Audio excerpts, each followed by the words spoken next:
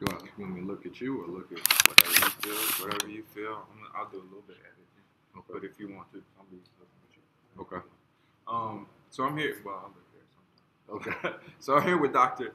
Joseph Cooper from the University of Connecticut, one of our bright scholars in terms of sport and sports society in particular. Dr. Cooper does research on historically black colleges and student-athlete identity. So, Dr. Cooper, you share a little bit, first of all, before we talk about what you presented here in the conference, just a little bit about your work. Absolutely. So I do research broadly on the intersection of race, sport, and education. Growing up playing sports, it was a big part of my life. Once I stopped playing sports, I started to think more critically about my involvement in sport and also those around me. So my current research focuses on black student-athlete experiences at historically black colleges and universities, as well as historically white colleges and universities. So looking at what do their sporting experiences as well as their educational and social experiences look like in different contexts. And why HBCU? HBCUs, my mother taught at Bennett College, which is a historically black all-women's college in Greensboro, North Carolina. I grew up on the campus of North Carolina Agricultural and Technical State University.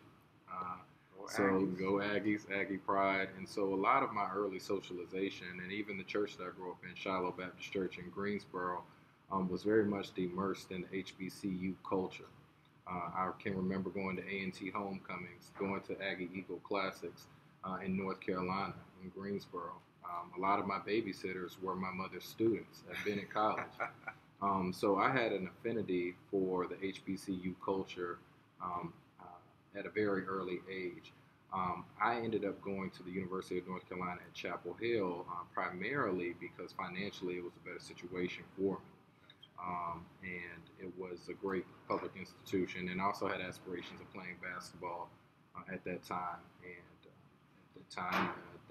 And still now, it's one of the premier basketball programs in the country. So that was where my mind was initially. The way the research went into HBCUs, I began to do research and read more about black athlete experiences in college. And what I saw was that primarily they were talking about black men who played football and basketball at predominantly white institutions or historically white colleges and universities.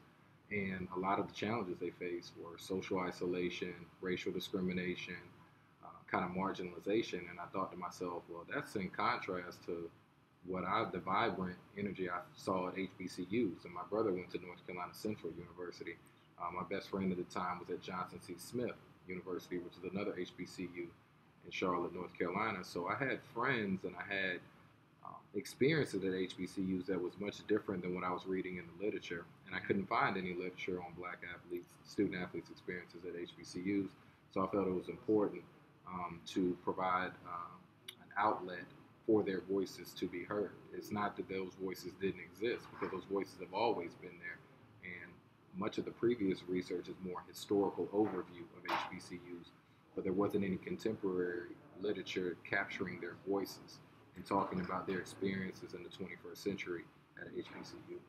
Absolutely, yeah. I wanted to ask you about your presentation. We're here at the Black Male Student Athlete Conference at the University of Texas. The conference has been coordinated by Dr. Leonard Moore and Dr.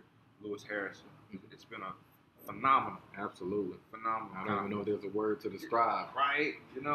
Positive energy going on here. A lot of positive energy that we hope to turn into some synergy. Tell us a little bit about your presentation, what you're here presenting. My presentation here was on a kind of a broad-based approach called Excellence Beyond Athletics. And it was to outline best practices for enhancing black male student athletes' educational experiences and outcomes in college. So similar to many of the presenters here, I'm seeking to highlight and multiply ways to enhance holistic development. My contention from personal experience and from research is that the more that you minimize an individual to one identity, or even not just one, but maybe two identities, saying that this is only a black person or they're only an athlete, the more you marginalize their true identities, which is multifaceted. It's complex. We're never just one thing.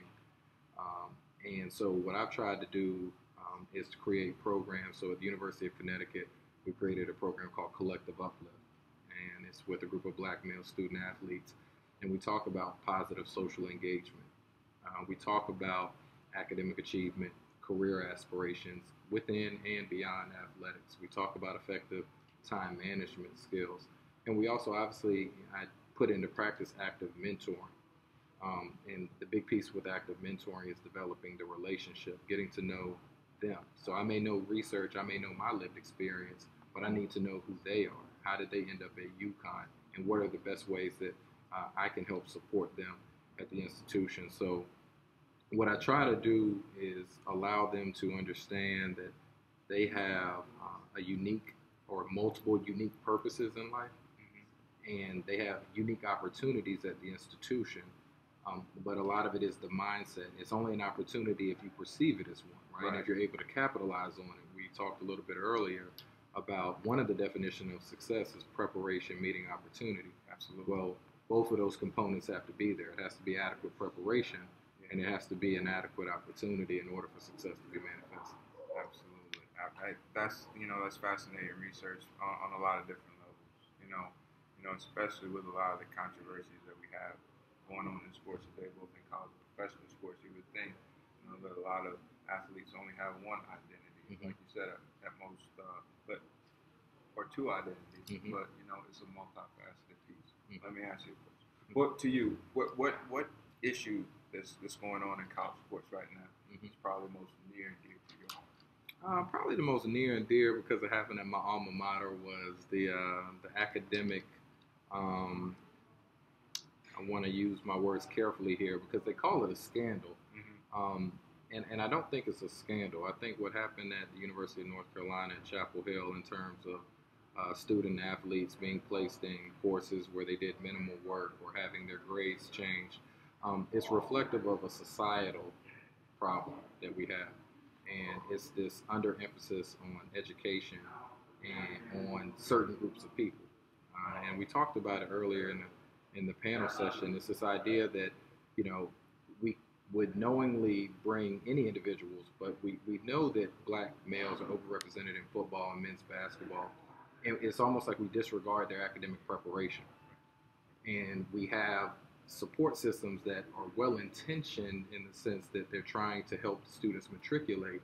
But my contention is that it is more about eligibility and about their athletic performance. And we understand that there's money behind that. That's the driving force.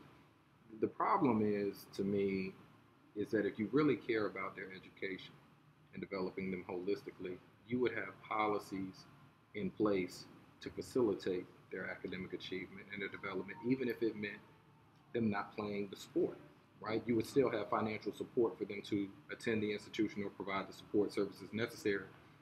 But when you look at the practices at play, it's that I expect you to spend 40 to 60 hours on your sport, regardless of your academic preparation. We're going to encourage you to pursue certain majors, even if you're not interested in them. And so you're dominating their time. You're not listening to their experience, and it's very little about their education and about what's happening after your playing days are over. So I'm hoping that through our research, through the advocacy work that you're doing with the Student Athletes Human Rights Project, as well as Excellence Beyond Athletics, Collective Uplift, that we can continue to bring our voices together to empower the voices of the student athletes who we're working with, not working for or against, we're working with them. Absolutely. To help bring some substantial change in terms of the structure of these programs so that they're valued holistically. Absolutely. And that's just an excellent point, because I think your research and the research of the other superstars in the field becomes even more relevant because, for some time, there's been a gap in the research in terms of, like you said, they have voice, but the voices haven't been out there. We haven't been researching. We haven't learned, what folks are saying in today's day and age, in the age of social media, Facebook, instant gratification. Absolutely. And now that we have that, if we can get to the table, with this research, after we have spoken with these young men and young women, then that's an opportunity, like you said, to design policies, and programs, where we're not ignoring some of the realities. Absolutely. It's sort of like, I know I got to return home and get my clutch fixed. I can't keep ignoring that noise, where it's going to go out on me. And I think the same thing, pertains to student athletes. Dr. Cooper, thank you so much. Thank you, Dr. Gill, for everything that you do. Hey, man, this is just, I'm just trying to be a part of the team. No, you're doing it. You're doing it. Appreciate it, man. Thank you, sir. All right. Nicely done, man. No, thank you. No, that was great.